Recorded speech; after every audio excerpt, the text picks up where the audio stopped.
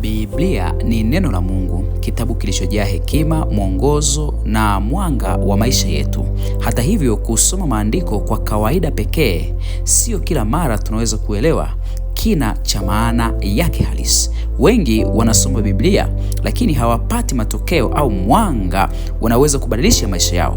Hii ni kwa sababu maandiko yameandikwa vipindi tofauti, kwa lugha tofauti na watu tofauti katika maeneo tofauti.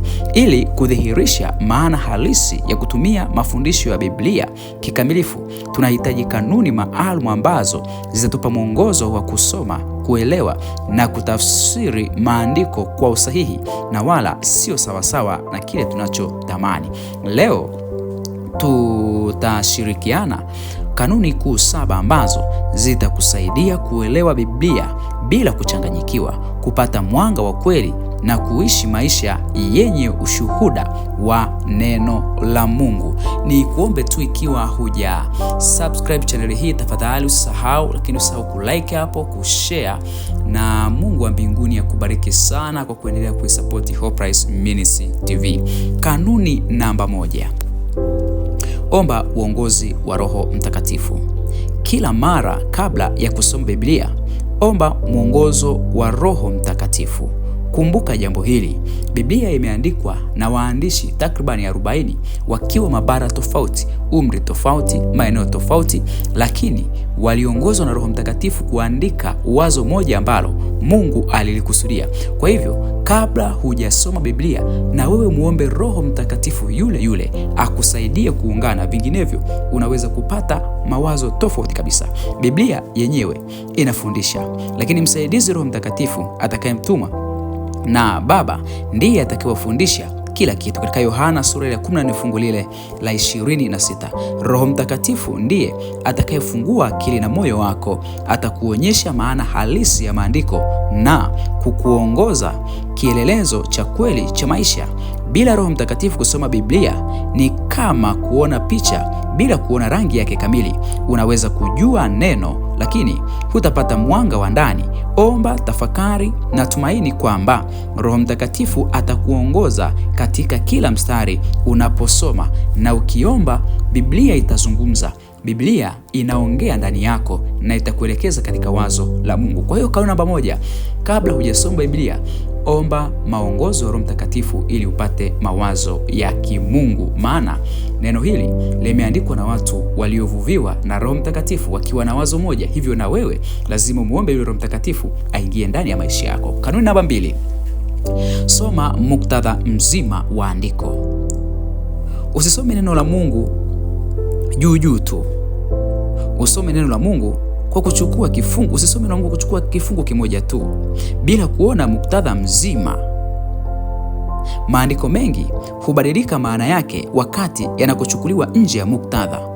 Mfano, waraka wa Paulo kwa Wakristo wa Korinto: mlo wa chakula hiki hakimletei heri. Aliandika hivyo. Ikiwa tunaona aya hii peke yake, tungeona kama Paulo anapinga kula chakula, lakini kwa muktadha anaeleza kuhusu kula kwa heshima na kuepuka kushangaa wengine. Katika Wakorintho wa kwanza sura ile ya 8 fungu lile la 8 mpaka la 13, kusoma muktadha mzima kunaonyesha uelewa wa kweli, sababu na mwongozo wa kila aya. Kwa hiyo epuka kusoma neno moja bila kusoma muktadha mzima wa andiko. Soma muktadha mzima wa andiko. Kama ni paragrafu, kama ni jambo lilikuwa linazungumzia kitu gani, elewa, hiyo itakusaidia. Namba 3, tambua aina ya andiko.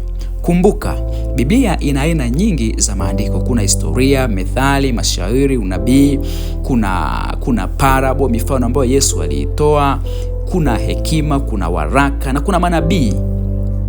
Kila aina ya andiko inahitaji mbinu tofauti ya kuelewa. Mfano unabii unatafsiriwa na unabii.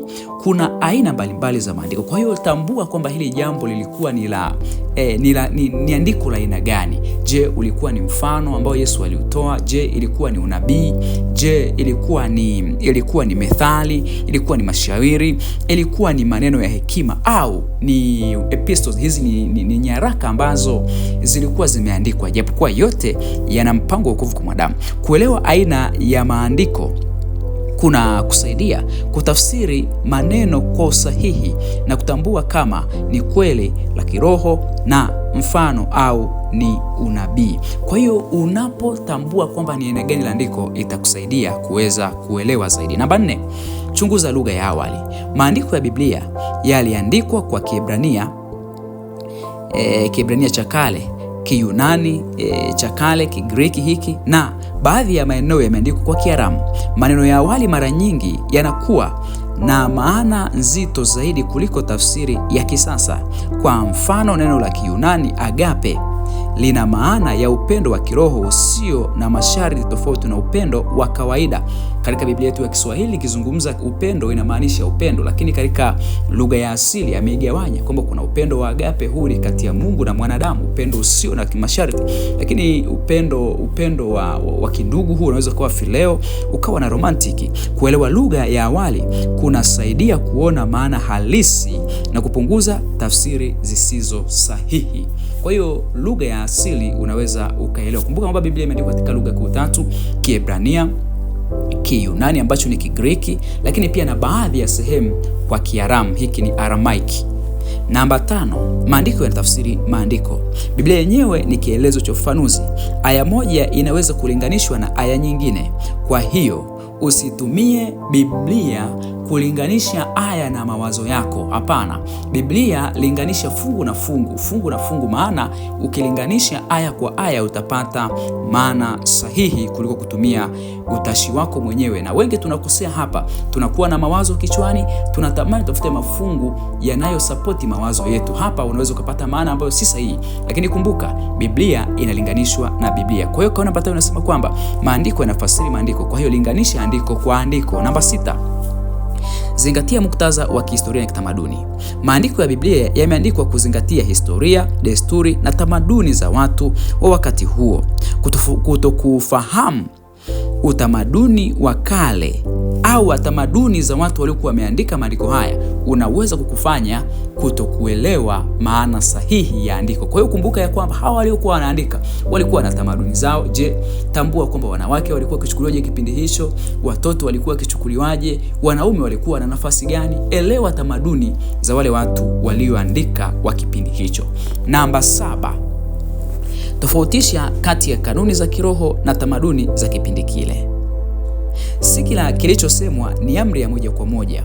Kuna mengine yalikuwa ni tamaduni na sheria za kipindi kile na kanuni za kiroho za wakati huo. Kwa hiyo tambua ya kwamba kuna mambo yalikuwa ni mapokeo na desturi za wale watu. Kwa mfano, siku moja Yesu anawakuta watu wanagombana kwa kutokunawa mikono isiyonawiwa mpaka kiwiko.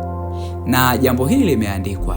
Usipokuja kuelewa ya kwamba hili jambo lilikuwa ni desturi zao, ni tamaduni zao, ya kwamba mtu asipokula kwa mikono isiyonawiwa mpaka kwenye kiwiko inakuwa ni tatizo, unaweza ukaichukulia kama mfano wa sehemu ya fundisho, lakini hiyo ilikuwa ni desturi. Kwa hiyo tofautisha kati ya desturi na kanuni za kiroho ambazo unafundishwa kutokana na maandiko.